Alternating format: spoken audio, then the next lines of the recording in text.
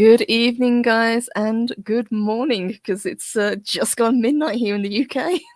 Good morning, So, Purple. good morning, Mark. Massive thank you and welcome, guys.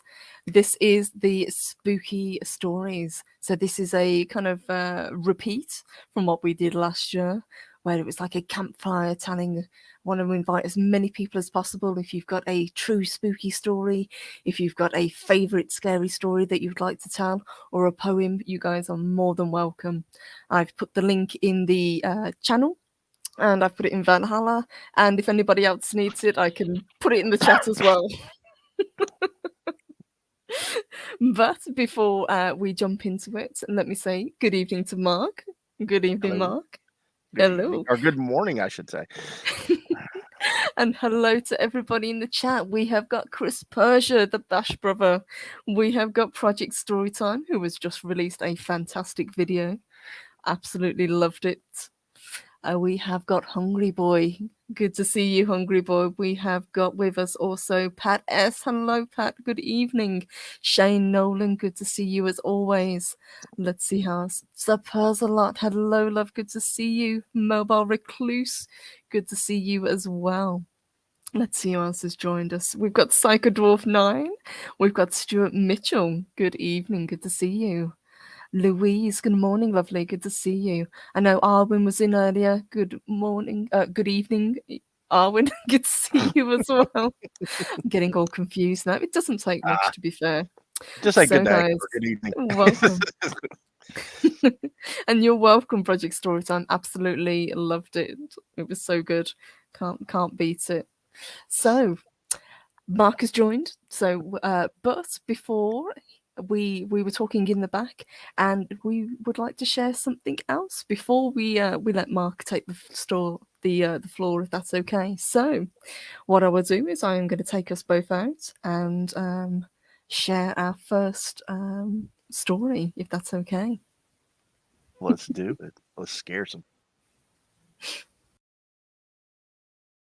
To that good night, old age should burn and rave at close of day. Rage, rage against the dying of the light.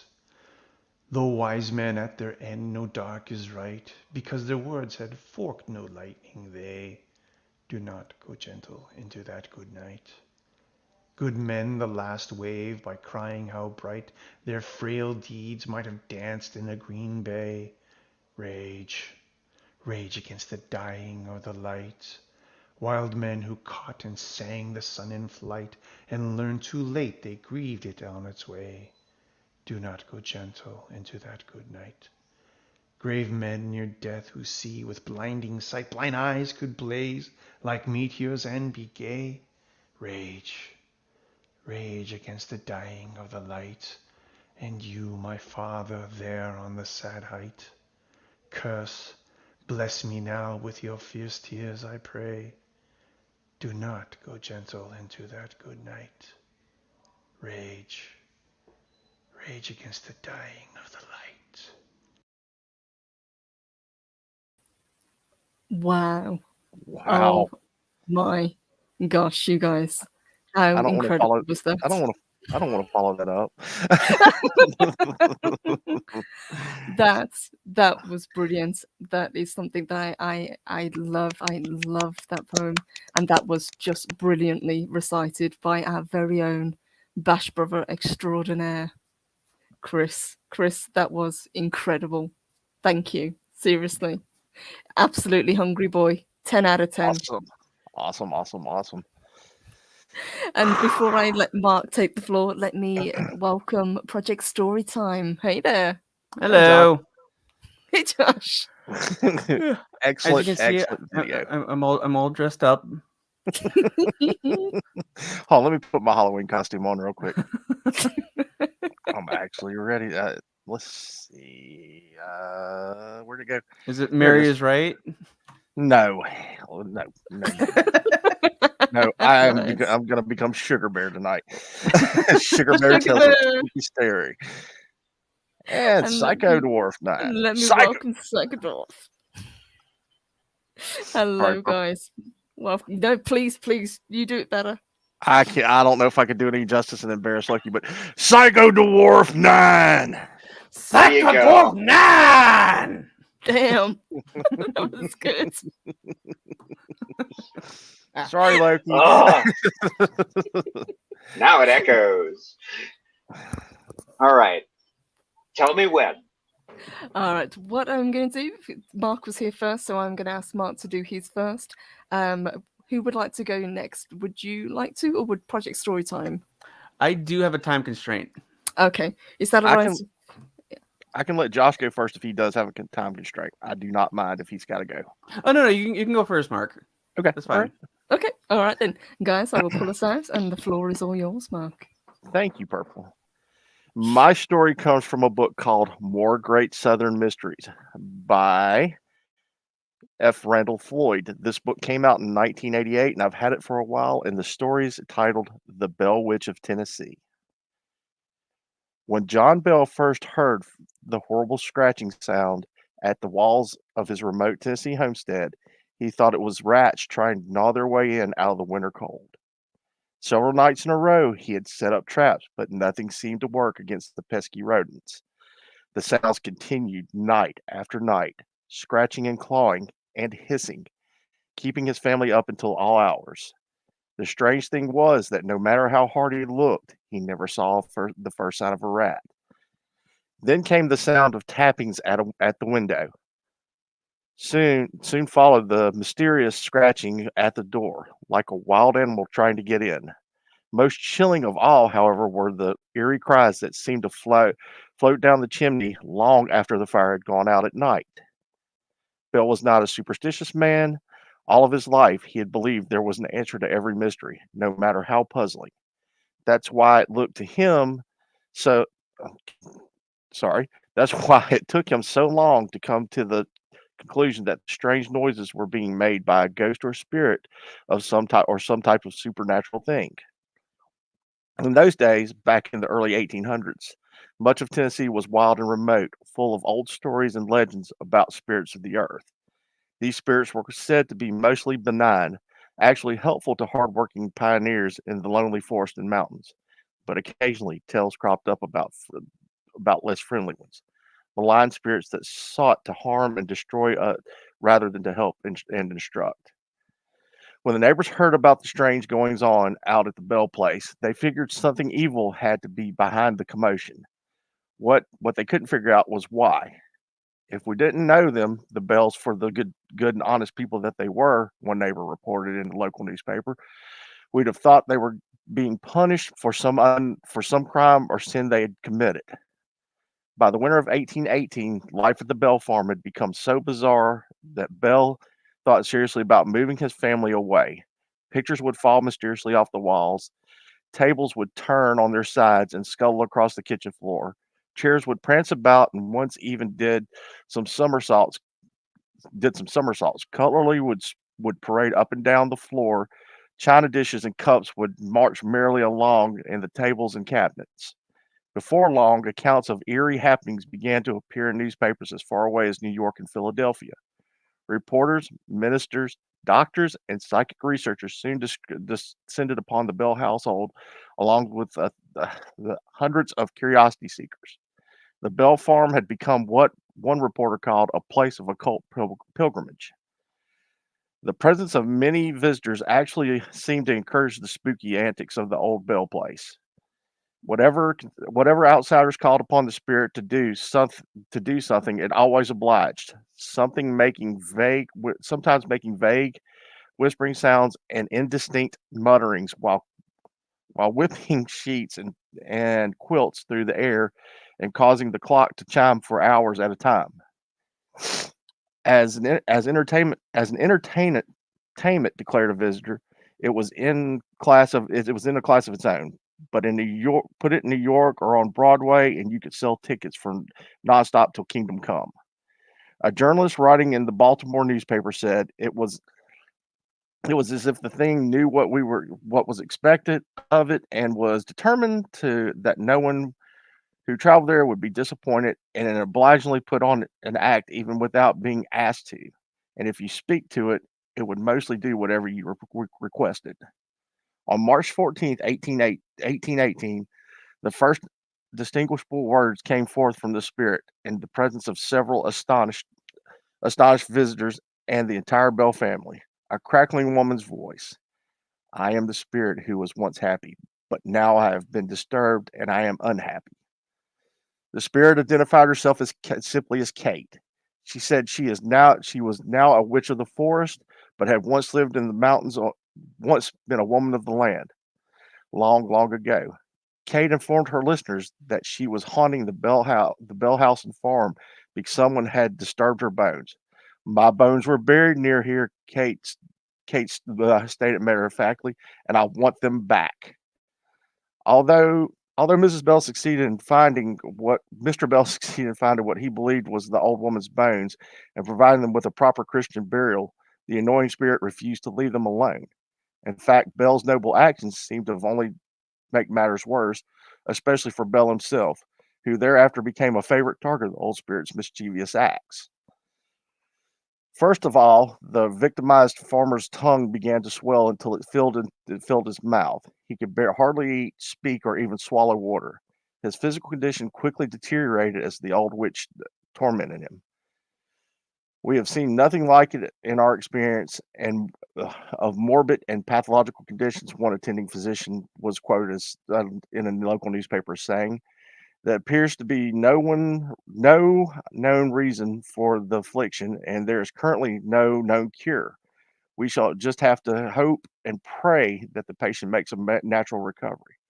Bell didn't recover. Instead, he grew steadily worse, as unseen hands reportedly slapped him sharply across the face and ripped clothes from his body, punched him in the stomach, and kicked him in the legs. On one occasion, the witch even spat in his face. I've almost done with you, Jack Bell, the witch proclaimed. I won't be long now before you go to your grave. Investigators, neighbors, and members of the Bell family begged the old spirit to release the farmer from her wrath. Why do you hate Jack Bell? Bell's best friend, Jack Johnson, cried. What has he ever done to harm or pester you? Won't you be courteous enough to answer my question? To this, the witch replied, I am a spirit from everywhere, from heaven, hell, and earth. I am the air in the homes, and I am at any place at any time. I was born millions of years ago, and that is all I have to say to you. So she continued to plague Bell and other members of the family, striking them with boils, colds, fevers, and the like. Betsy Bell's teenage daughter seemed to be the only one who was immune to the witch's spell. Finally, on the morning of December 19th, 1820, the farmer went into a stupor. His doctor said, I can find nothing fatally wrong with him, yet he is most assuredly dying. The next day, the doctor's words were proven. Bell's frail and tormented body was laid to rest in a tiny cemetery not far from the home where he had suffered for the better part of the past 4 years. At the funeral, the voice of the Bell Witch was heard one last time, cackling and croaking triumphantly over the farmer's death, and then just mysterious as it had appeared, it was gone forever. Psych investigators and journalists still write and talk about the Bell Witch haunting as if it had occurred only yesterday instead of nearly 170 years ago. So far, no satisfactory theory has come forth to account for the incredible events that entertained generations of Americans and drove one Tennessee farmer to his grave. And that is the end. And I'm sorry for stuttering over that, but I did not wear my glasses and I should have. My apologies. No, that was brilliant. Oh my gosh. I've never heard that story before. Now I'm going to have to look it up. Research it. It's actually some of the darker tellings of it, like in Jeffrey's Ghost of the Southeast, get a little bit more into the story side of it. I'm not sure. She probably Catherine Wyndham probably embellishes a little bit telling the story by adding more content to it with talking back and forth. But Andrew Jackson was reported to have gone to the farm as well to see the ghost. No, that was brilliant. Thank you so much, Mark. Thank you. Like I said, I've never heard that story. The chat are loving it. It says, yeah, great story. Louise is giving a great story. Well done. You did great, Thank you. Mark. Thank you. See, I told you. I That just that wore was my brilliant. glasses. Thank you. Thank you. If you've got another story, I'd love to have you stick around. Sure, I can find something else in the book real quick. Awesome. That's not a Right. problem. What I would do is I would just pop you back and I will bring on Project Story Time. Thank you. Hello, Josh. Hello, Purple. So the floor is all yours. All right. So, last year I told the story of Michael Rosenblum, a real unsolved mystery, and I wanted to tell another one. So, tonight we travel to Mother Russia. These events have become known as the Daytolov Pass Incident. On January 23rd, 1959, a group of 10 Russian hikers left to go on hiking on the Ural Mountains. All were grade 2 hikers, and they were going for their certification for level 3, which at the time was Russia's highest. Everything was by the book. The route was mapped and logged. These people were experts. They all knew what they were doing. On January 27th, the group reached the Isha village and restocked. The following day, one member of the group, Yuri Yidin, was suffering from joint pain and was forced to turn back. He was the last one to ever see the group alive. According to the group's journals, they reached the mountains when snowstorms had made them go off course by January 31st. They made camp to wait out the storm. Before leaving, the leader of the expedition, Igor Daytolov, said that he would write to the sports club by February 12th. No word came. Now, it's the heart of winter, and it's not uncommon for groups to be delayed just a few days. By February 20th, 8 days after they were to have reported in, there was still no word. And so a search and rescue party were sent out. This is where things get kind of bizarre and a little gruesome. February 26th, the campsite was found. It was badly damaged and abandoned, with most of the group's equipment still at the campsite, including a lot of their clothes and even their shoes. The tent was their only means of cover from the snow was torn open from the inside. There were 9 sets of footprints in single file, and they were mostly without shoes. Some with just socks. A few were even barefoot. The searching team followed the footprints that went into the nearby woods, and that's when they found the remains of a campfire and 2 bodies. Both of the bodies had signs of struggle, and they were only wearing their underwear. The search continued. They found 3 more bodies, including the leader, Igor Daytolov. All 3 were in just their underwear. All had signs of struggle, and all had some pretty gruesome injuries. They had mysterious burns. One had gray fluid dripping out of his mouth. It took 2 more months before the remaining 4 were found. They were better dressed, and it's reasoned that they were the ones responsible for stripping the others. They took the clothes they needed as the others died. These people have even more injuries.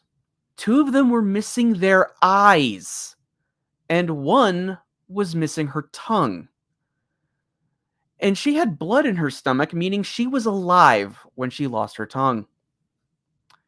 3 of them had suffered blunt force trauma to levels that the coroner compared to a car crash. But there was no injuries to the surrounding flesh. So how did they get hurt? The autopsy also detected radiation on their clothes. And there are many theories as to what happened to them exactly. Why did they leave the campsite? What caused them to leave in such a hurry that they tore open their own tent from the inside? Yet, they weren't running in a panic. They were in a nice straight line. They were... what caused some of their injuries? What caused their eyes to get... Two of them to have their eyes ripped out? What caused the one to have her tongue ripped out? Very bizarre. There's theories that it was a local native tribe that was in the area, although that's largely been disproven. They were... there's also theories that it might have been testing by the Soviet government. They've been known to be secretive. There's also theories that it could be a Yeti, because of course there is. Why not? There's also theories of an alien, due to there were reports of another hiking group that was only 50 kilometers south of them that reported seeing strange green and yellow lights from the mountain that the Daytolov group was at. So what happened to them, we will never fully know. I absolutely love that story. I've looked into it as well, and you've told it brilliantly. And there are so many what ifs to what could have happened to these people. Yeah, there's a wonderful video on it by Nick Crowley, and he goes over like the specific injuries all the individual people had sustained, and it's pretty gruesome. Yes, some of them were described as almost like they were picked up and dropped. That's the sort of injuries that they had. Yeah, one had his neck twisted. Mm-hmm. Yeah. Creepy. Do you think we'll ever get to the bottom of what happened, or do you think it will remain a mystery? It's so long ago. I doubt we'll ever get a true answer. I would be inclined to agree, and to be honest, I'm kind of glad, because I think part of the not knowing is better to find out what happened to these poor people. Yeah, and also because they were a hiking expedition, they all had like cameras and stuff, which are now public domain. So if you want to go check out their pictures, you can find them, and there are some ones that kind of lend credence to the Yeti theory, because there's a picture of a creepy thing in the back that appears Yeti shaped. And there's also a picture where it looks like there's lights in the sky. Mark says, I'm not saying it's aliens, but it's aliens. Right. Project Storytime, that was brilliant. I loved the story that you told last year, and this year was absolutely fantastic as well. So thank you, seriously. No problem. Have you got any more stories for us, or you said you were on a time limit? Yeah, I kind of need to get going. Okay, an absolute honor to have you on as always. Thank you, Josh. No problem. Happy Halloween, everyone. Happy Halloween. So I will take Josh off, and I am going to bring on the man himself, Psychodwarf 9. Good evening. Good evening. How are you? I'm doing well. It is so good to see you. We haven't talked in ages. We haven't done. It's that whole across the pond problem. It kind of gets in the way of the Atlantic, yeah. My transporter's still out. Sorry. I wish it wasn't. All right. What have you got for us this evening? Okay, this is a no shit there I was story. Nice. Yes. I was 17.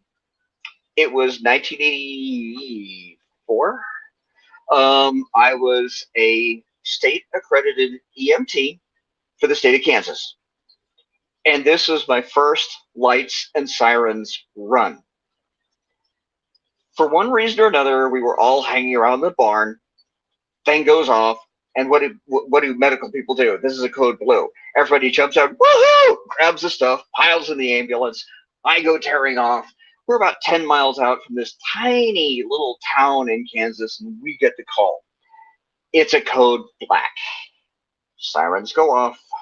Speed limit. We get there, and it's one of these tiny little bungalow houses that was built in the 20s. You know, the kind of place where if two people are going two ways in a hallway, there better be a wedding ring involved kind of place. Okay. Work in. And there's about 18 people in the front room. Sheriff's officer is facing us. Okay. The family is like, hey, who? We wail, gnashing of clothes, tearing of teeth, chewing of furniture. Ah! He's looking at us, writing. We looking back. No way in hell are we getting a cart down that. So we go back, and we find 92-year-old patient, 4 foot tall, maybe 4'11". At that proper stage of deceased, where she's as pliable as plywood and has the posture of a cooked shrimp. Yeah, when God wired the human body, he had a terrible sense of humor, because there's things you do in the bathroom that makes your heart palpitate. That's a different story if you ever want one. It's the lead up into this one, usually. So we're like, you've got that George Carlin boat. Now what in the hell do we do? Okay, so we go back, get the backboard, walk that back through the hallway at an angle. Wasn't even enough room for the backboard. We assemble Grandma as best we can, get her covered up with a sheet, sandwich her down the hallway, and then we got her on the cart. And the family is still there. Okay.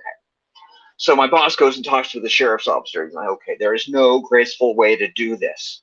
I don't care what you do. Sing, dance, get naked, do whatever. Just keep the family looking at you. Okay. Did I mention one of the brakes on the cart had failed at this point? So, okay. We get half of Grandma tied down, and the other half is kind of like hanging off into space, like something with hooves at a butcher shop. Okay, well, we can't lock the cart that way. Okay, so I'm the physically strongest one of the crew. We drop the cart down to half height. I look at my boss and go, okay, Joyce, I'm going to pull that arm. You work the damned seatbelt, okay? All right, you ready?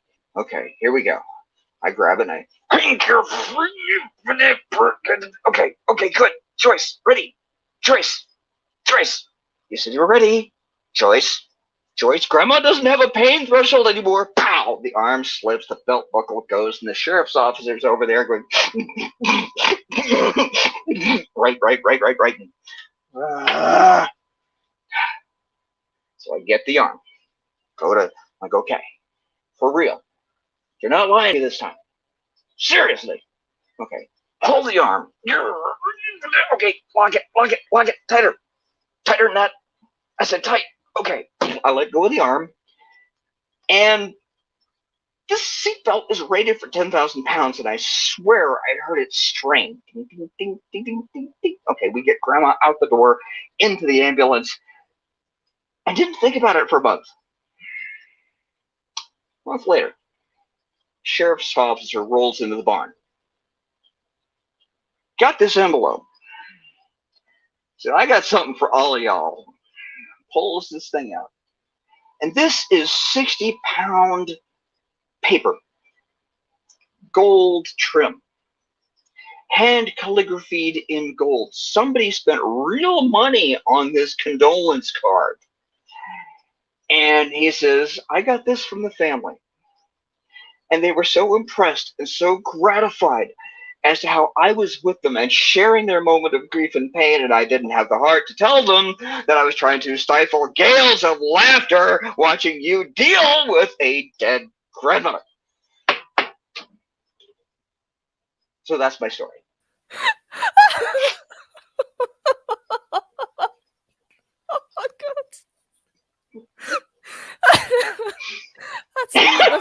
I was laughing in the background. I'm sorry. It's okay. My condolences to the family, but oh my gosh, what you guys have to deal with. Well, there's another one that leads up to that.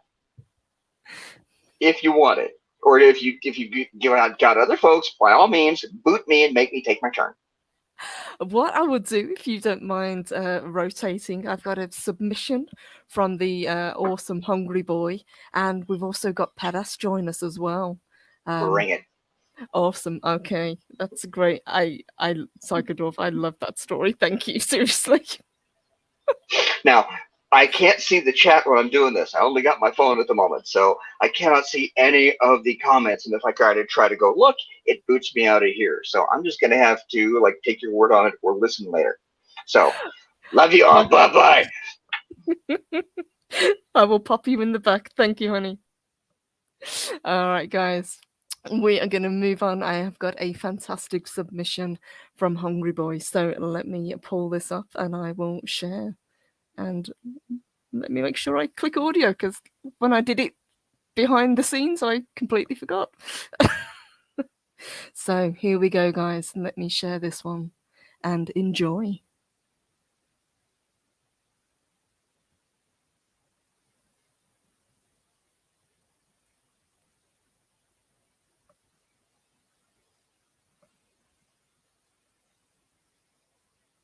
Until the late summer of 2002, my cousin was living in a coastal town, which called itself a village in the northernmost reaches of New South Wales.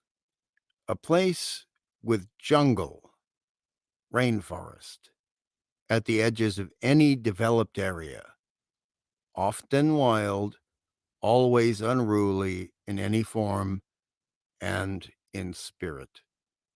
A place where the moon would rise above the ocean and a ghostly owl might swoop from a tree to land at your feet and glare at you with baleful eyes.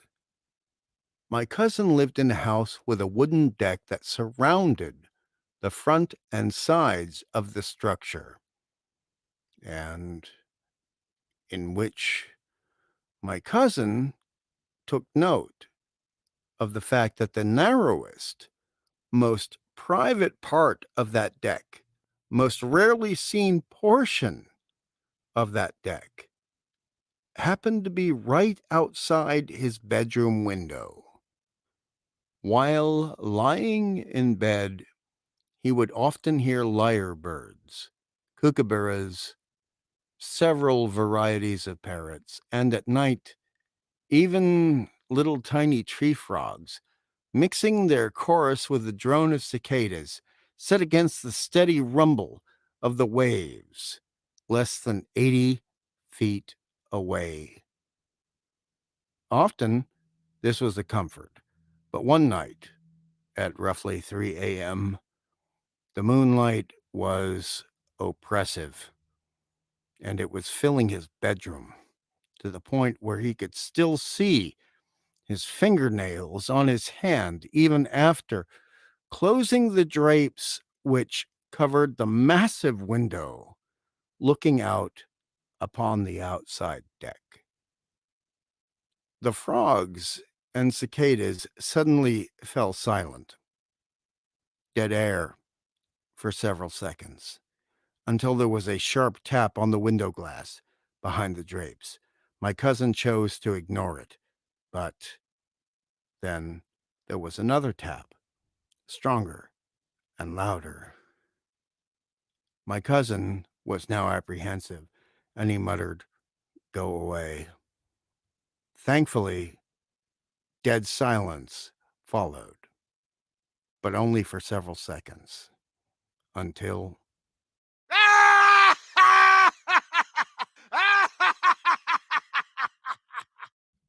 that cackle went through the window right into his inner ear, as if the window glass did not exist at all, causing not only fear but pain in a split rush of adrenaline-fueled reflexes.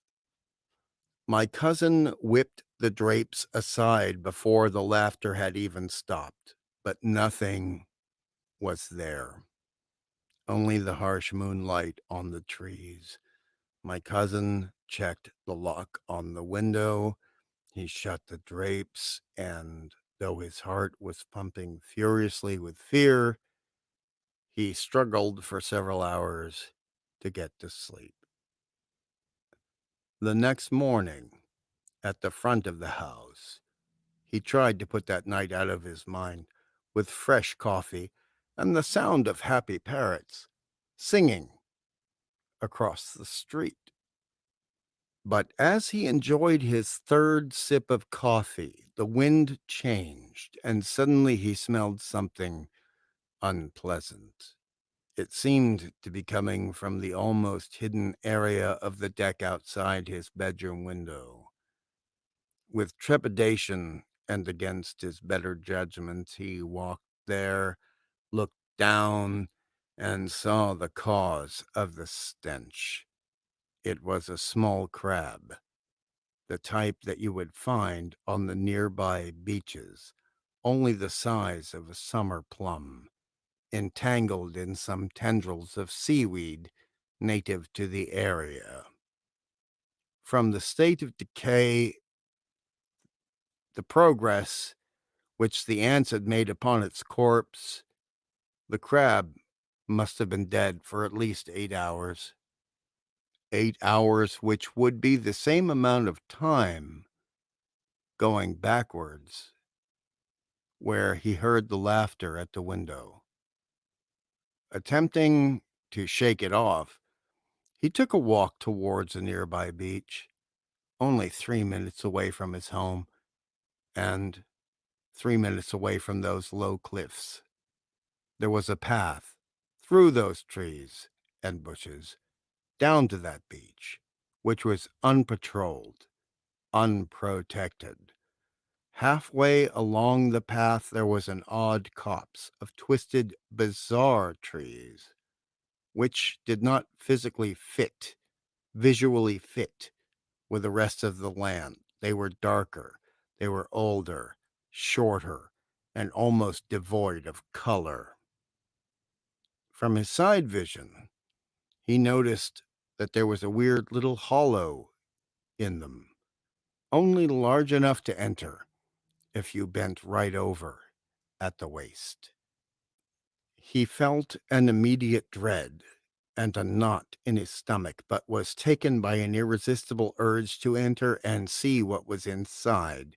He made his way in.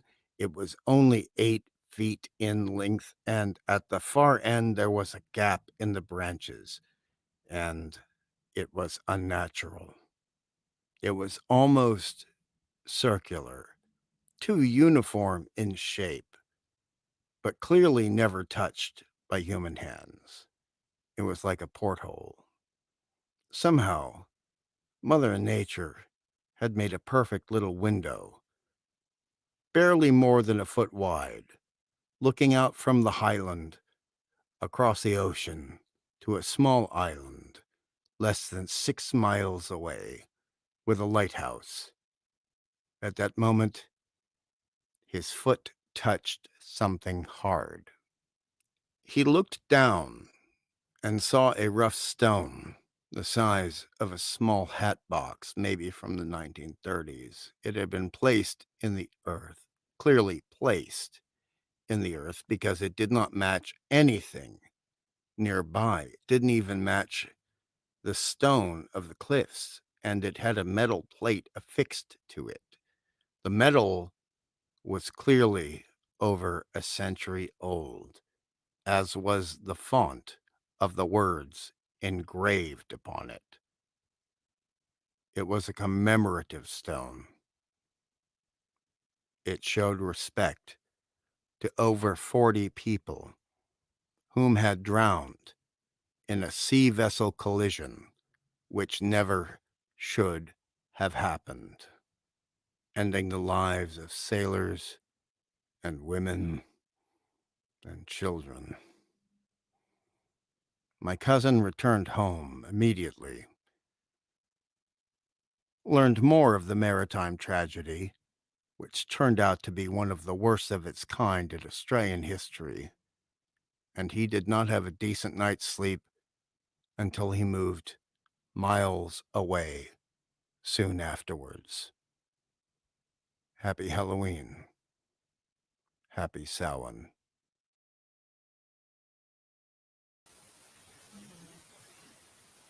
That was brilliant. Thank you. Seriously, Hungry Boy, thank you so much for sending that in. I listened to that when you first sent the link, and I was absolutely blown away. Thank you, seriously. That was perfect. You guys are really knocking it out the park tonight. Let me bring up our next guest. We have got Pat S., who has joined us. Hello, Pat. Good evening. No. Why do I have to go after Hungry Boy? That is so unfair. I'm Well, never going to do that good. That's Well, it was either you or me, and I wasn't going to go next. So I'm throwing you under the bus. fair enough. Well, listen, it's ladies' choice tonight. You get to pick. Do you want me to tell? They're both true stories. Do you want me to tell the one that involves me directly, or probably the better one that involves me indirectly? Well, if you say it's the better one, I would go for the indirect one. That's but always smart. Whichever one you're most comfortable with. I am a third-party person, so I will go with that one then. All right, lovely. The floor is yours. I will just back out. So thank you, Pat. Certainly. And like I said, this is a true story. So there's not a lot of written, and I won't be reading it because this happened to me. In 1997, I was in my last year of school, and I still didn't 100% decide what I wanted to do with myself yet. But I knew it wanted to be something helping people. Maybe education, maybe being a policeman, maybe being a priest. I didn't know. Because in my family, being raised Irish Catholic, that's pretty much what everybody was. But I did have a cousin who was advising me. He was a good 10 years older than me. And he had made detective very early in one of the surrounding parishes in South Louisiana and New Orleans. And he was actually put on a task force. He was the youngest guy on there. And it was a task force trying to catch a serial killer that operated in and around New Orleans. And he would regale me with some stories, and he would kind of tell me what he could tell me, but, I could tell he was holding a lot of it back and everything. Well, one morning, which was very much not like him, I would hear from him maybe a couple times a month, usually on a weekend, usually when I knew he was off. But he called me up one morning, and he's like, "Hey, where are you?" And I said, "I'm in my car. I'm about to drive to school." And I said, "I have a lot to do today and everything." I said, "But I have a few minutes." He goes, "I can't talk to you now." He said, "Turn on the radio." And I said, "Okay, what station?" And he said, "Turn on," at the time, I believe it was 99.5. It was the Howard Stern show. And I said, "Why do you have me put the Howard Stern show on?" He said, "Just shut up and listen. I'll call you afterwards." I said, "Okay." So I'm listening, as I'm driving, there's a gentleman who's telling a story. And he says, and I turned it on pretty much just around the time I had missed a little bit of it. He said, I'm in New Orleans. Oh, okay, good. And, why do you feel like you do this? And I'm slowly figuring out this gentleman is admitting that he kills people, that he is somebody who, takes great pleasure in killing women. He said it was mostly prostitutes. That sometimes he would strangle them. Sometimes he would hit them with a hammer. He would dispose of their bodies. And he was very jovial. He seemed like if this was fake, he was really good at it. You could tell there's a little bit of arrogance, but there was some joy to what he was telling you. So if he was making this up, he was really having a good time. And Howard Stern asked him some questions, and Robin chimed in and asked a question or two. And they asked him, "Are you ever worried about getting caught?" And he said, "Oh, I don't think I'll ever be caught." He said, "The closest they've come to catching anybody is they're blaming it on a black policeman in New Orleans." And he laughed. So Howard kind of half-heartedly tried to get him to, emit some more stuff, or I think ask him if he would turn himself in or if he could stop. And he said that he would go periods of time over a year sometimes before he would kill again. Um, and when he was done talking, I wasn't even at work yet, and I was just like, wow, that's. So as soon as it was done, the phone rang again, and he goes, "Listen, I'm not going to be able to talk to you today, but I just wanted to check in with you." He goes, "That's nuts, huh?" And I said, "Dude, that is the craziest thing I heard." He's like, "Well, I'm walking into the office now." He said, "It's going to be a heck of a day." And I tried to follow the story as best as I could. Remember, this is 1997, so wasn't a lot of websites, and so you'd have to go on different things. And I didn't want to bother him and call him, but I did hear a few days later, maybe on Stern, maybe from somebody else, because at that point I'm tuning into Howard Stern every day, and the FBI requested a copy of the tape. And I said, "Wow, that's crazy." I said, "They might catch that guy." I said, "They have his voice. Maybe they could do voice matching and voice prints." Well, I to this day don't really know 100% know what happened or how the person I'm going to tell you about got caught. But not very long afterwards, a gentleman who had kind of been a bit of a person who would ramble from town to town and all, what you might call, maybe even an indigent person and things like that, was arrested. His name was Russell Elwood. And Russell had been predominantly in the New Orleans area a taxi cab driver. And they were able to catch him and convict him of one murder. It was a murder of if I remember correctly, a 30-year-old prostitute that he had killed, and they were able to trace evidence back to him. And he didn't really fight it. He was pretty much willing to admit to that one. I think there was a half-hearted trial, if I remember correctly, and everything. But after it was all over with, I asked my cousin. I said, "Well, that's great. You caught this man. He's off the streets." And he said, "Well, here's the thing. We're not sure if he was the one." And I said, "Oh no, that's terrible." I said, "You mean he's an innocent?" No, no, he's not innocent. He said, "I'm afraid that there's more." I said, "Well, more serial killers?" I said, "Yeah, I'm sure there are. Didn't you tell me one time there's probably like 2 or 3 dozen in the country at any time? We now know maybe it could be as many as 100." And he said, "No, no, no. I'm telling you, I think there was at least two more in the city." And sure enough, the name of another person came up one day, and I don't think he was ever convicted, but there was a person who worked for the New Orleans Police Department. Um, he was an African American gentleman. I won't. You can look it up. I won't say his name because I don't think he was ever convicted of any crimes. And in case you're ever wondering, well, could a serial killer really be a policeman and operate on the police force? I could tell you this: we have, I think, the only woman on death row in the state of Louisiana is actually a former police woman. And she was not only a mass murderer, where she killed her partner and two other people at a restaurant in a robbery attempt gone terribly wrong. They found at least the body of her father buried under her house, and another body in a piece of rental property that she owned that they still have not identified. So you could very much be a serial killer and operate in the New Orleans area and be a policeman. So when that was all over with, I said, "Well, it looks like with this gentleman, he's been exposed. I think he left the department and everything."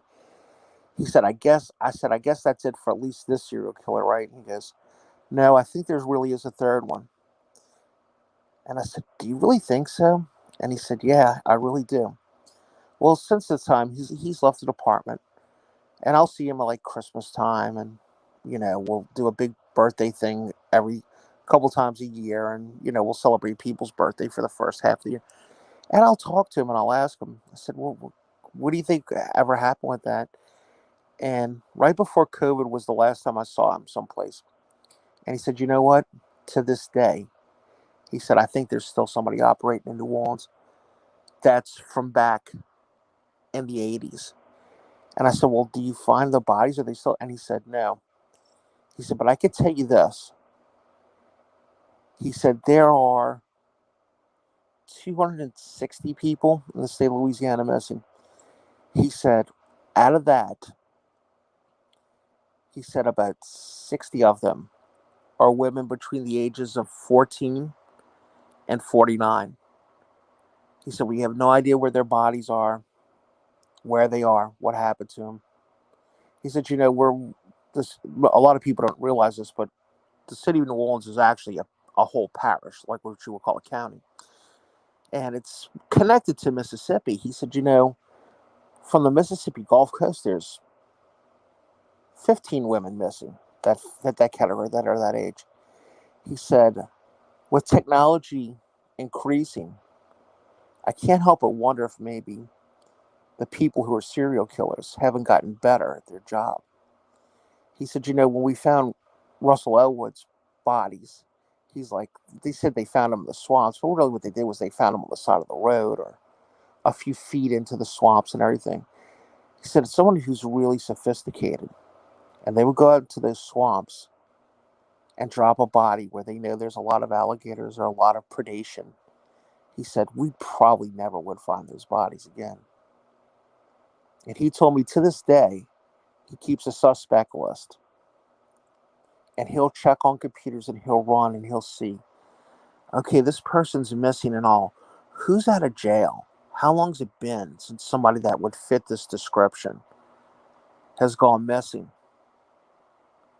And he hasn't been able to connect the dots. But I can tell you this, I'm glad there's at least one person out there who's still working and looking at it. And maybe, just maybe, realizes that there could still be an active serial killer in New Orleans that's been operating for well over 35 years.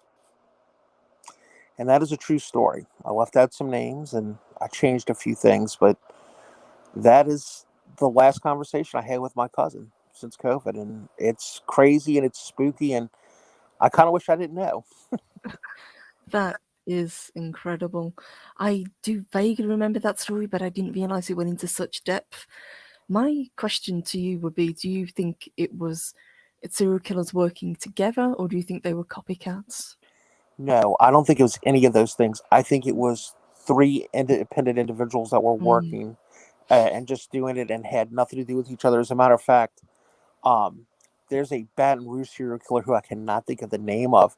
And these two crazy guys are both in Angola, which is our hardcore, where the death row is, prison and stuff is.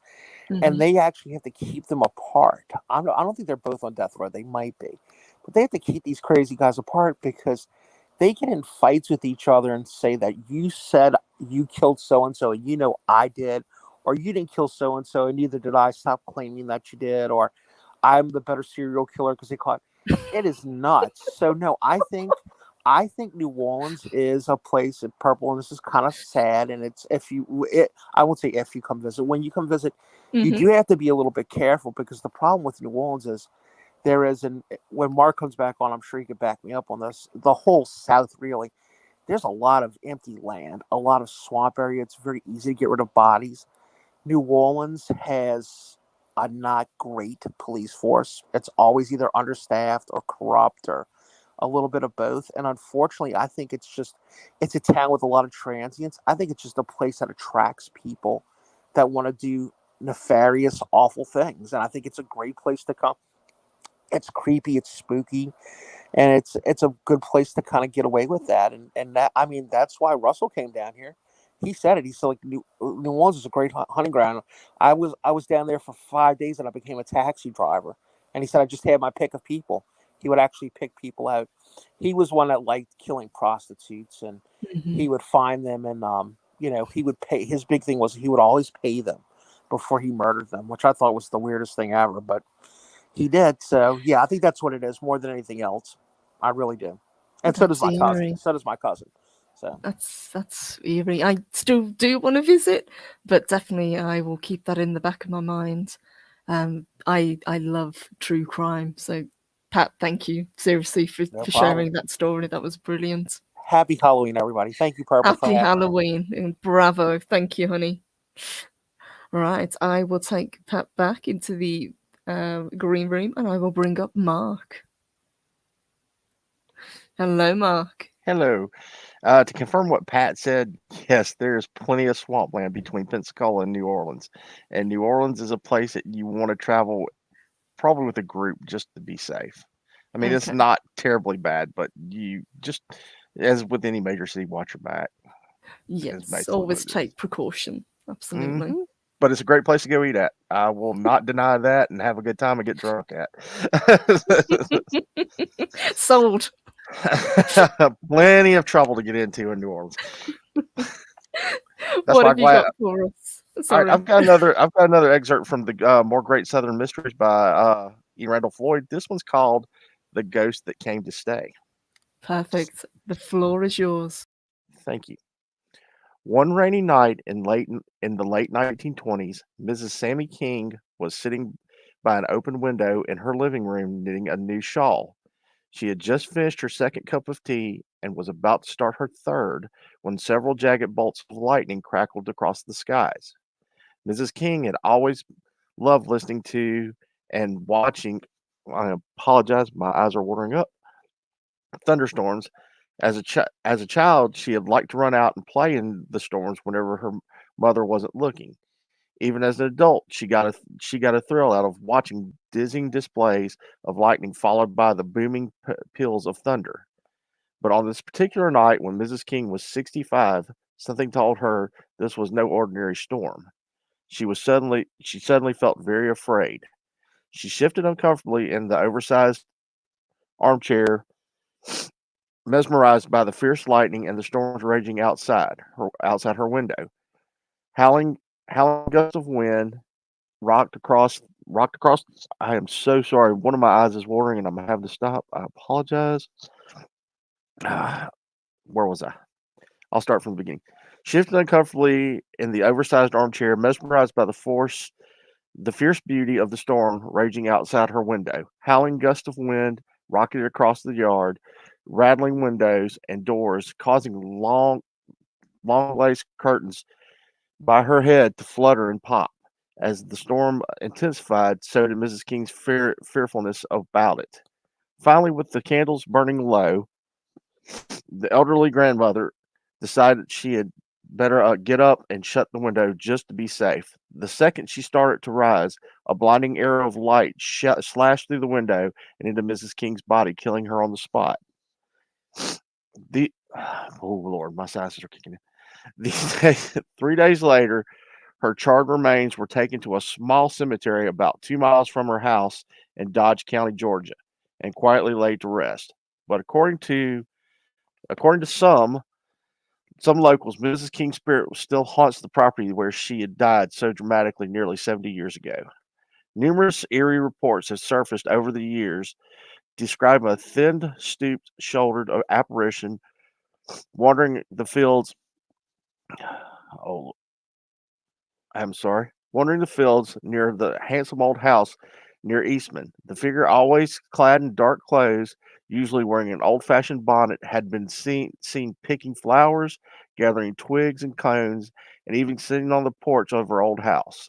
She always wears a long brown dress with long sleeves and a scarf or a bonnet that hides her face, said Betty Knight, who bought Mrs. King's property in 1962, and she's usually surrounded by a soft haze of smoke. Mrs. Knight, who never believed in the ghost before, said she first saw the specter shortly after she and her husband had both moved in. I was in the kitchen putting things away when I looked through the window and I saw this little old lady standing in the cattle lilies. When I said that wrong, it is canna lilies. When I was first outside, when I went outside, she was gone, she said.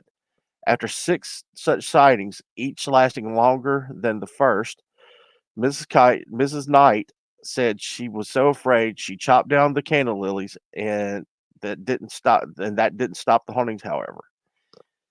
It got worse, she said. The ghost started visiting my children even in the broad daylight. Although her husband Bob had never actually seen the ghost, Mrs. Knight said her children, all of whom grew up in the house, did. One day, her son Robert was heard singing. One day, my son Robert heard singing, so he went outside on the porch, and there was sat Mrs. King, swinging with 3 children around her. I'm getting tongue tied now. Singing out of a songbook, she explained. There have been countless other encounters with the ghostly apparition, including her one by her daughter Elaine, that still leaves Mrs. Knight's hair standing on end. One night after supper, Elaine started out to feed the dogs. She opened the door with a plate of scraps in her hands, and there stood Mrs. King. Elaine screamed and threw the plate onto the floor and slammed the door, Mrs. Knight said. At first, the Knights had no idea who or what the ghost was that haunted their property. Later, after talking with the neighbors and relatives of the old house's former owners, they learned that the spectral visitor was none other than Mrs. Sammy King, a kind, generous woman who had been struck by lightning and killed sometime in the late 1920s. Descriptions of Mrs. King, said Mrs. Knight, matched that of her ghost from the top of her bonnet to the heels of her black laced up shoes. Apparently, members of the Knight family were the only ones in the latest growing list of people who had claimed to have seen Mrs. King's ghost. A decade of the haunting was enough for the Knights. In 1973, they built a new house about 100 yards away from the old house and moved in, hoping such actions might rid them of the unwanted presence. 2 weeks after they settled in, however, more strange things started happening. Flickering lights were spotted in the window of the old house, the old woman's room across the way, and moaning and sobbing sounds were sometimes heard outside the yard at night. And almost imperceptible, and I'm gonna get tongue tied on this. Almost imperceptibly, as the silent ghost began to make its presence known in the new house. At first, it was only the opening and closing of doors and moving things around that bothered the Knights. Soon, however, there were more sightings. So many, in fact, the Knights thought bringing in an exorcist. They never did.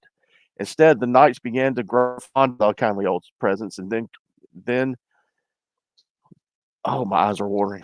That continues to fade in and out of view at unpredictable times. I'm sorry, Purple. I cannot continue. My eyes are watering, and I can't even focus. Oh, that's all right, honey. My allergies kicked in, and awesome I story. cannot see. I wish I could finish it. Only had one more chapter, but I'm blinking in and out. I'm so sorry. No, don't be sorry. That was But a fantastic story. basically, the old lady she moved into the spirit moved into the house with the Knights, and she supposedly still haunts the house, fading in and out. Is how it ends. Oh, it's actually got a happy ending. Yes, it's not a scary. It's not a scary one. It's kind of eerie that it happened to begin with, but it has. I would say for a haunting, a happier ending than most. That was a brilliant story. Seriously, I need to go take some medicine. I swear, everything just opened up my eyes and my nose, and I'm like, I can't do this. I hate it when that happens. Seriously, thank you for sharing those stories. Thank you. I will pop you in the back, and I will bring Psychodorf up. Hello, sir. Okay, got a question. Okay. Would you rather a lead-in to like the grandma story, or something that happened to me, or several somethings that happened to me in Bitburg, West Germany? Most of them, a couple of them are kind of, I don't know how scary you are, but they are definitely a what the hell kind of moment. Okay. I kind of like the idea of the what the heck stories. Okay, so be it. All right. All right. This was late 90s, 89.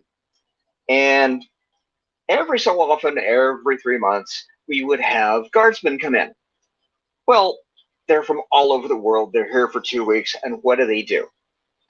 I was a trans troop. If it had tires but did not have wings and it collected dirt and dents, I got to see it, and I usually got to fix it. So we had a couple of these guys, and let's face it, they were joyriding. They were jacking around, messing around with a Humvee, having a good old time, and then they rolled one. This would not be unusual. These things are kind of tough. Little teeny tiny tadpoles of problem here. They barrel rolled the thing and stuck it between two trees. Bumper to bumper between two trees. Now, problem is, that's U.S. government property. The trees aren't.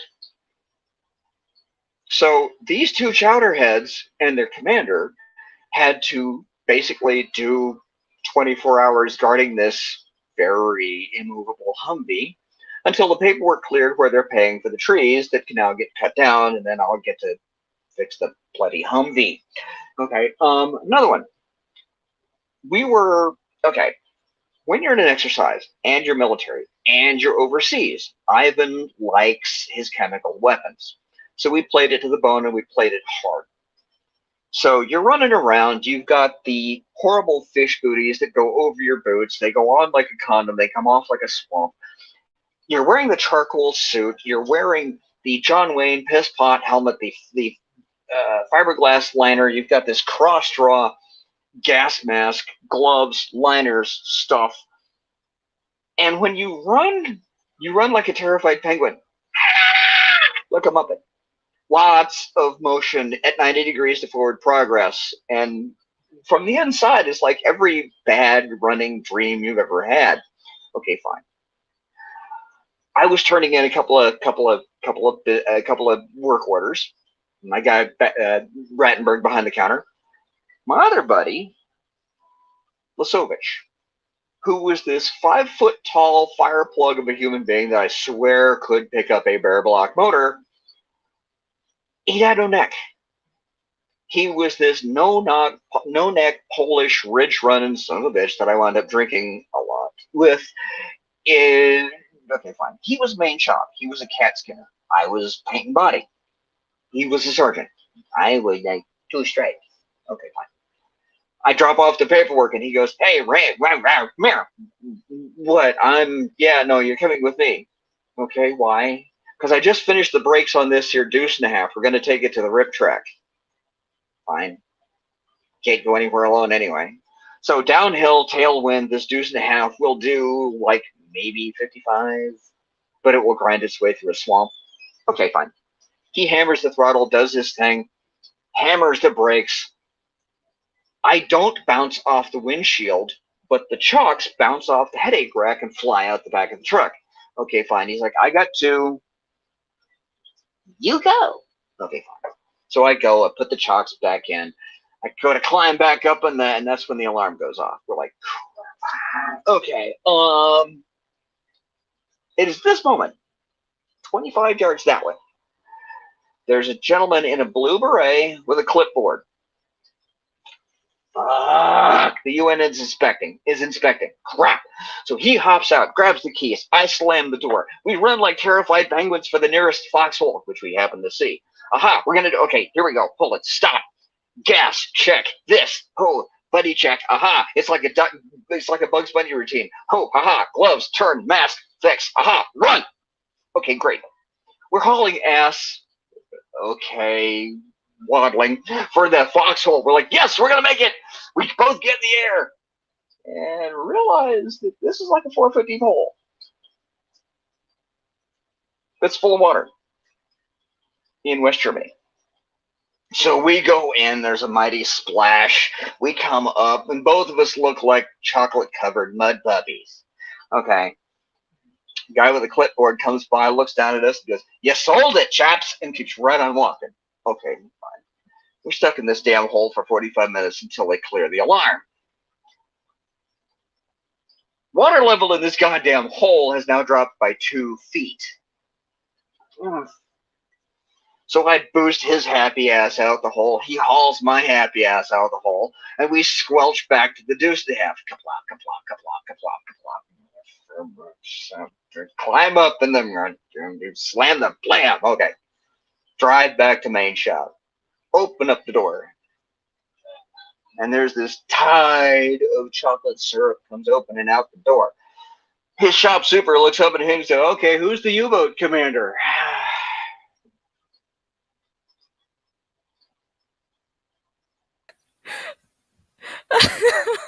Oh my god, you guys.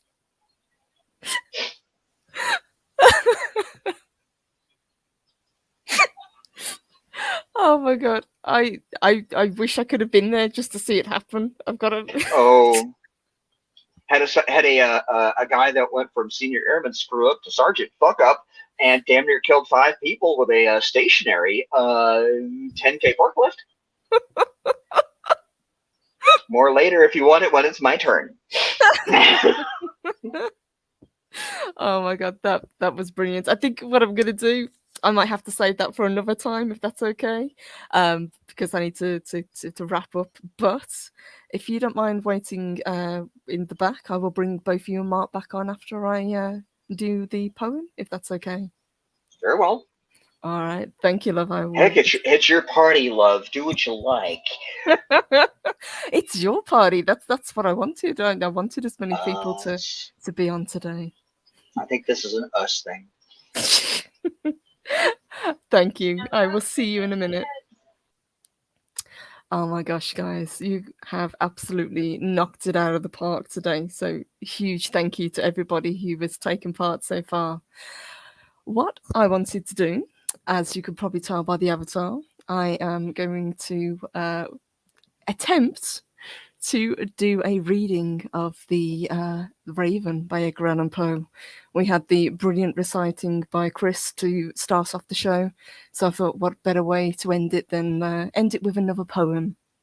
So let me give this a go. I've read it through a couple of times in the lead up, so hopefully I get it right.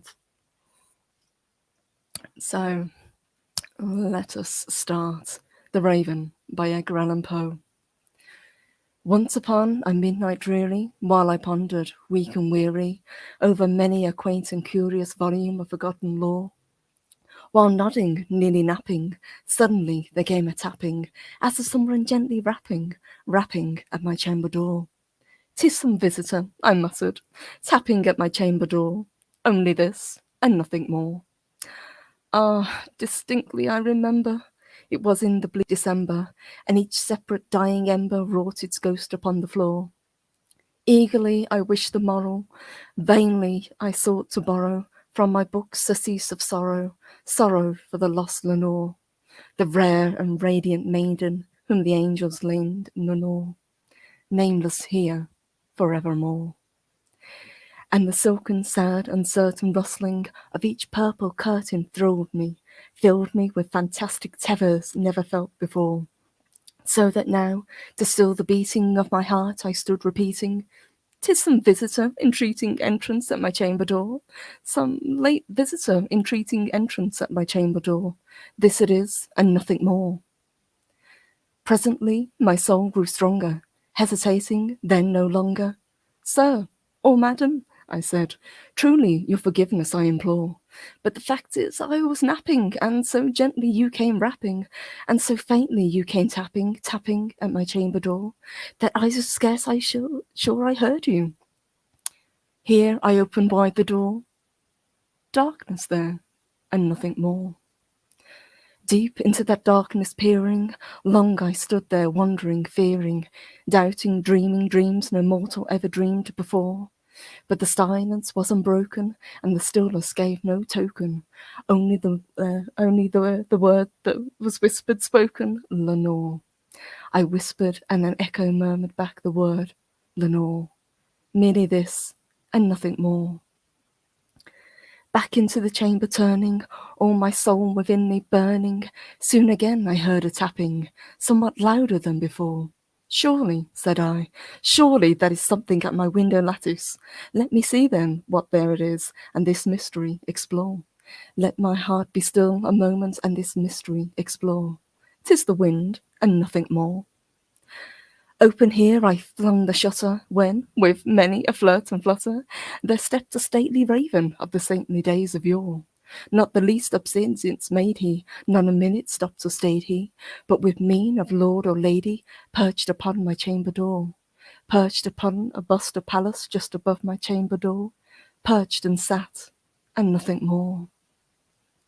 Then this ebony bird beguiling my sad fancy into smiling, by the grave and stern decorum of the countenance it wore, though thy crest be shorn and shaven, thou, I said, art sure no craven, ghastly grim and ancient raven wandering in from the nightly shore. Tell me what thy lordly name is on the night's Plutonian shore. Quoth the raven, nevermore. Much I marvelled this ungainly fowl to hear discourse so plainly, though its answer little meaning, little relevancy bore. For we cannot help agreeing that no human being has ever yet was blessed with seeing above his chamber door, bird or beast upon the sculpted bust above his chamber door, with such a name as nevermore. But the raven, sitting lonely on the placid bust, spoke only that one word, as if his soul were the one word he did outpour. Nothing further than he uttered, not a feather than he fluttered, till I scarcely more than muttered, other friends have flown before. On the morrow he will leave me, as my hopes have flown before. Then the bird said, nevermore.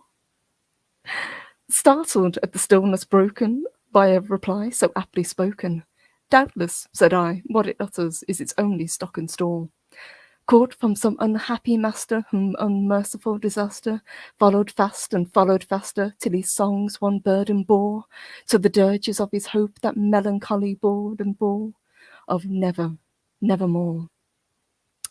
But the raven, still beguiling all my fancy into smiling, straight I wheeled a cushioned seat in front of bird and bust and door. There, upon the velvet sinking, I betook myself to linking fancy unto fancy, thinking what this ominous bird of yore, what this grim, ungainly, ghastly, gaunt, and ominous bird of yore meant in croaking, nevermore. This I sat engaged in guessing, but no syllable expressing to the fowl whose fiery eyes now burned into my bosom's core. This and more I sat divining, with my head at ease reclining, on the cushion's velvet lining that the lamplight gloated o'er, but whose violet velvet lining with the lamplight gloating o'er, she shall pass, ah, nevermore. Then, methought, the air grew denser, perfumed from some unseen censer, swung by seraphim whose footfalls tinkled on the tufted floor. Wretch, I cried, thy God hath lent thee, by these angels he hath sent thee, respite, respite, and nepenthe from thy memories of Lenore. Quaff, oh quaff this kind nepenthe, and forget this lost Lenore. Quoth the raven, nevermore. Prophet, I said, thing of evil, prophet still, if bird or devil, whether tempter sent or tempest tossed here, thee ashore, desolate yet undaunted at this desert land enchanted, on this home of horror haunted, tell me truly, I implore, is there balm in Gilead? Tell me, I implore. Quoth the raven, nevermore. Prophet, I said, thing of evil, bird still, if bird or devil, by that heaven that bends above us, by that God we both adore, tell this soul with sorrow laden, if in the distant Aidenn it shall clasp a sainted maiden, whom the angels named Lenore, clasp a rare and radiant maiden, whom the angels named Lenore. Quoth the raven, nevermore. Be that word a sign of passing, bird or fiend, I shrieked, upstarting. Get thee back into the tempest and the night's Plutonian shore. Leave no black plume as a token of that lie thy soul hath spoken. Leave my loneliness unbroken. Quit the bust above my door. Take thy beak from out my heart, and take thy form from off my door. Quoth the raven, nevermore. And the raven, never flitting, still is sitting on the pallid bust of Pallas just above my chamber door, and his eyes have all the seeming of a demon's that is dreaming, and the lamplight o'er streaming throws his shadow on the floor. and my soul from out that shadow lies floating on the floor, shall be lifted nevermore. And there you go, guys. I hope I did that justice. I adore that poem. It is one of my favorites. Let me bring back on Mark and Psychodwarf. Nicely done. Thank Very you. nicely done. Very nicely done. Even though that bird needs to be shot, but you know. I'd feed the thing. I read it through a few times and I could never get the tempo down, so I just kind of made it up in the end, even though I Sounded listened fine to to it. me. Did really good. Thank you. Thank Did you. all right guys. to me. Of course, now I'm going to go have to find some Alan Parsons. Well, at least it wasn't a. At least it wasn't an owl sitting on Palace's head doing hoota. It wasn't Louise's poem.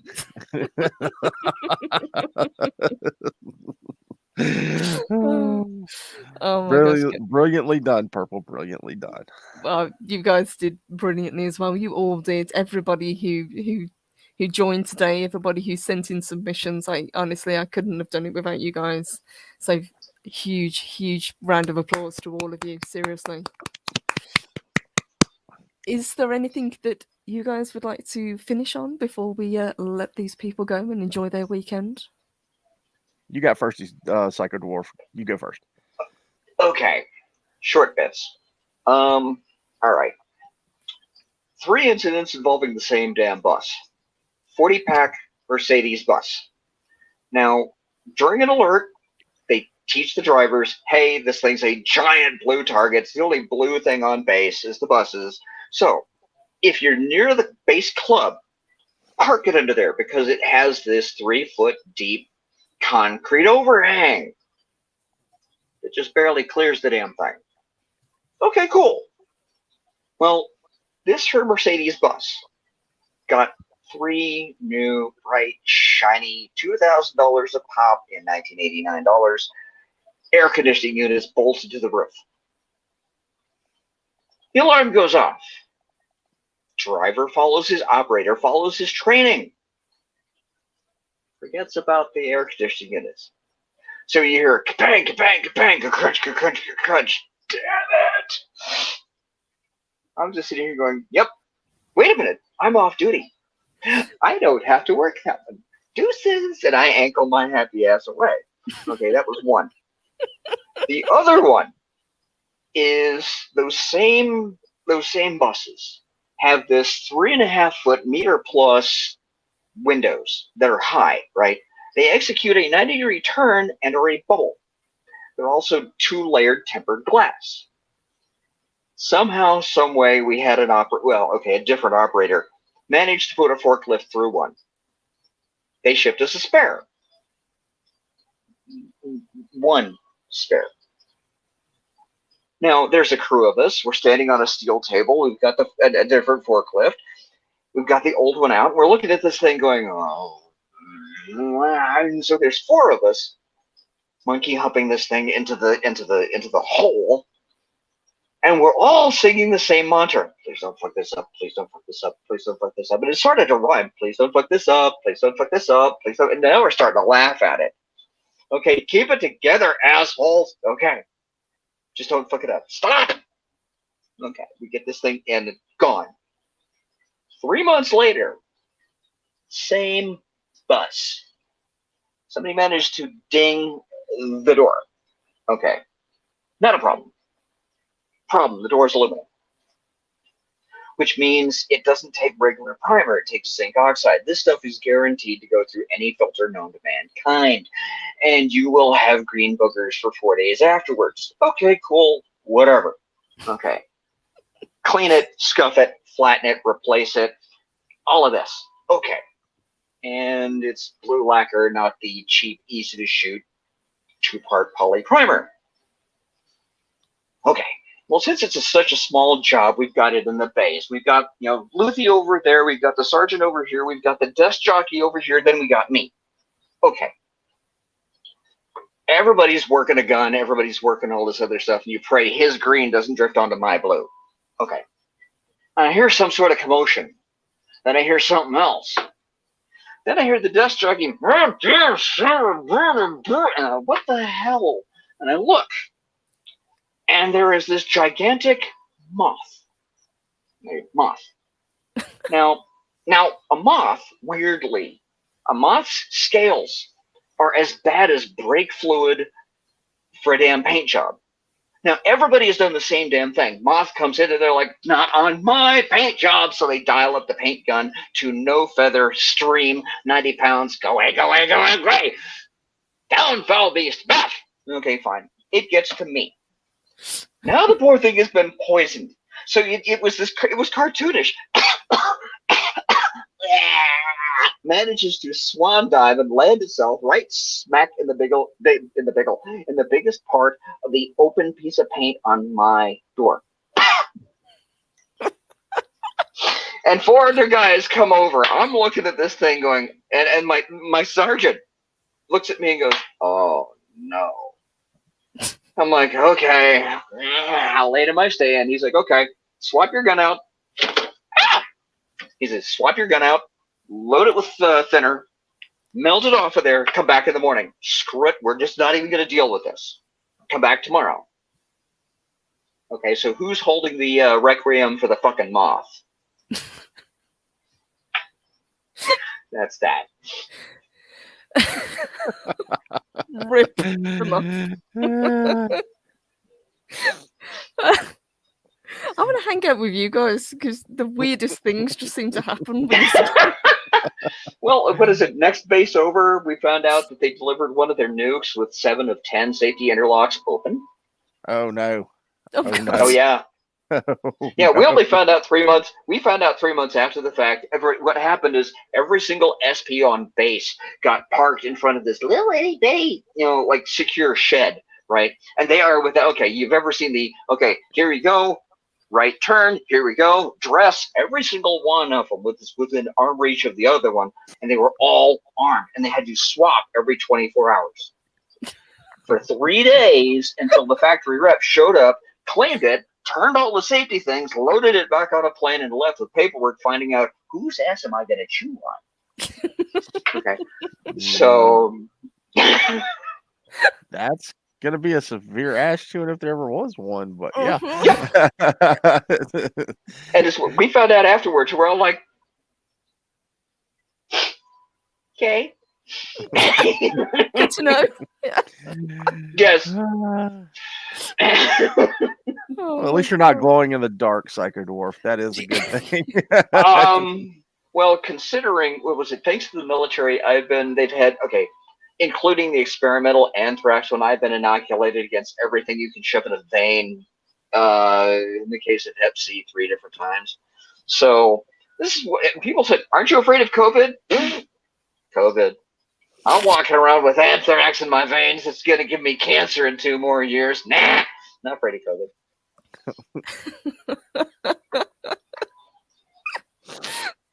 That was a brilliant story. Thank you. I have a few. Mark, have you got anything else for us before we go? Because I know you've got a lot coming up as well, which I wanted to touch on before we let people go. I don't have any stories, but just plugs of what's going on tomorrow and the upcoming couple of weeks. But Please if do. you want to take tomorrow at 12:30 Central Time, Mary's Game Room does her regular Saturday the gaming live gaming stream. And tomorrow we are playing King of Tokyo, but thanks to the generosity of several people, Mary's sister Deborah and I will be eating Harry Potter jelly beans after the game. If you've never seen Harry Potter jelly beans, you're in for a treat because none of the jelly beans they're all the same color, and we do not know what flavors are in there. Earwax, boogers, Ew. grass. And I forgot what the other disgusting. There are like 5 or 6 disgusting ones and 5 or 6 regular flavored ones that are like fruit flavored. So we have I don't no like idea. those odds, Mark. I'm sorry. Yeah, it's gonna be bad. That's like 50-50 odds of getting something And disgusting. Spin the wheel. and the thing is that bad things happen to Mark, so Mark is probably going to end up getting all of the bad ones, and it's going to be really rough. So, hopefully, I survive this one. This might be worse than the tasing that I got the last couple of months ago. You took that like a boss. Yeah, well, actually, little thing. It only tickled. It didn't really hurt because she didn't hit me. She didn't hit me right. If she'd hit me bare skin, I'd have probably been on the floor, passed out cold. But she caught me in the chest, and I had 2 shirts on, and it didn't go through all the way. All it did was tingle, and I was like, "Yeah, more." Could do this all day. There's a word for that, and it's popular on the hub. But that's about it. Plus, in a couple of weeks, November 19th and 20th, Mary is doing her 24-hour gaming stream for Extra Life, Yes, that is which coming up soon. which we are trying to get to $2,500, and I will look like my avatar if that does happen because Yes. I If have you've got so the link, gracious. please put it in the chat and I'll pin it. I don't have my phone up. Okay. Chris is still out there. I think he has the link. If Awesome. Chris could do it, I'd appreciate it. But we are very close to getting to $2,500, and she has a bunch of very good prizes tier wise. You'd have to go on the actual website to look, but it's for a really worthy. It's really worthy. What we're doing. It's going to the Children's Miracle Network, and Mary decided to go with the Loki's local hospital, considering how much he was involved last year. And Purple is now involved this year, as well as Loki. A mysterious benefactor whose name I will not say, and Robert Pearson have all donated their time and prizes to help us out. So give them a big round of applause when you can, and please join us 19th and 20th for the gaming stream if you can, anytime in the 24 Might hours. not be able to. I don't know. That's brilliant, and as Mark says, a very worthy charity. And a big thank you to Chris for the link. Thank you, appreciate Chris. that. So, guys, I would say that this spooky story, at least the second spooky story that we've done, is a success. Thanks to all of you. Seriously, I this is better than I could have hoped for. You guys absolutely knocked it out of the park. Everybody that shared a story today, thank you. All right. Bright blessings to everybody. Have a good one. Absolutely. And happy Halloween, since we are nearly there. Yes, we are. Spooky times. Gonna turn off the lights so the kids don't come up and ask for candy because I'm gonna eat it all. That's cheating. Those are my Reese's peanut butter cups. Leave them alone. Oh, well, yeah. Okay, that I can understand. Yeah, that makes sense. A truly haunting Halloween. Mark does not give out candy. But thank you, Purple. I appreciate you letting me come up. I'm sorry that my sinuses went haywire. I apologize. Maybe next time I'll be a little bit more prepared to take medicine beforehand.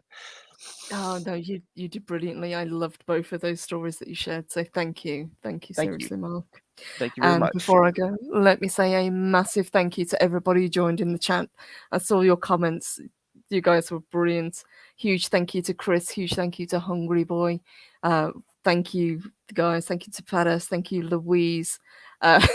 Leah Rose. Hello, sweetheart. Daryl, I see you. And Punk Waddle. Hey, guys. I know you said you came in late, but I hope you catch it on a rewatch and enjoy. It has been a really, really special show. So a huge thank you. And hello to Cam. Thank you, guys, in Clubbering Times. Always great to see you. So, guys, I will say good night. I will be back Monday. So have a very happy Halloween weekend. Hopefully I'll see some of you guys tomorrow. And Loki's, we will be doing a watch party for The Crow. So fingers crossed we will see you there. I think that is at 2 p.m. Central. And other than that, have a fantastic weekend, everybody, and good night.